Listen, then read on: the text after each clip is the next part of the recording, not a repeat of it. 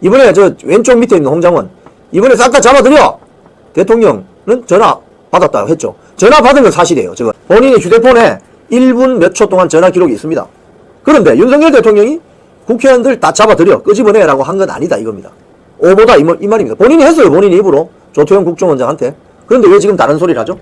윤석열 대통령이 저에게 전화해서 국회의원 정치인들 끄집어내라고 한 거 그거 오보예요 라고 말하는 거에 정반대 진술을 한 겁니다. 홍 1차장에게 대통령이 정치인 체포 지시를 했다는 취지의 기사가 12월 6일 오전에 나왔는데 홍 차장을 불러서 그런 지시를 윤석열 대통령한테 받은 게 있냐? 라고 물었어요.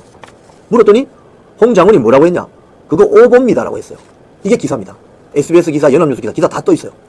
조태용 국정원장은 이상하다. 윤석열 대통령이 만약에 국정원에 지시할 일이 있거나 국정원과 관련되는 어떤 일을 할 때는 원장인 조태용 내한테 전화를 했을 텐데 왜 굳이 정치인 체포 지시를 했다는 취지의 기사가 12월 6일 오전에 나왔는데 그럼 그런 이야기 한 적 없다 이야기 소리잖아요.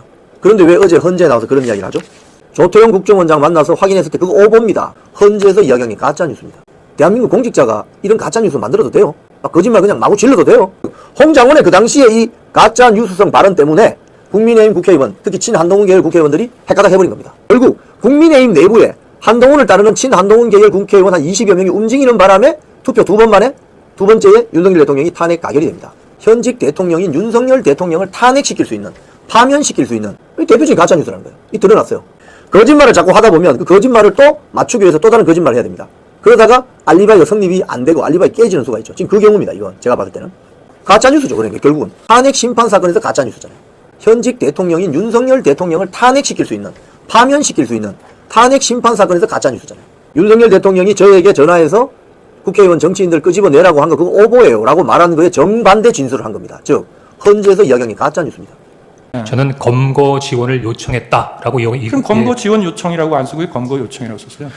이 말은 다르잖아요. 검거를 요청한다는 건 국정원에서 검거를 진짜 한다는 얘기고 제가 이제 공문서를 작성한 게 아니지 않습니까? 간단한 메모지 않습니까? 메모를 왜 작성해놨어요? 제가 나름대로 그 상황을 기억하기 위해서 메모해 놓은 거죠. 그럼 정확하게 기재를 해야죠. 대한민국 공직자가 이런 가짜뉴스 만들어도 돼요? 거짓말 그냥 마구 질러도 돼요? 이 대표적인 가짜뉴스라는 거예요. 이 드러났어요. 왜? 거짓말을 하다 보면 알리바이가 성립이 안 됩니다.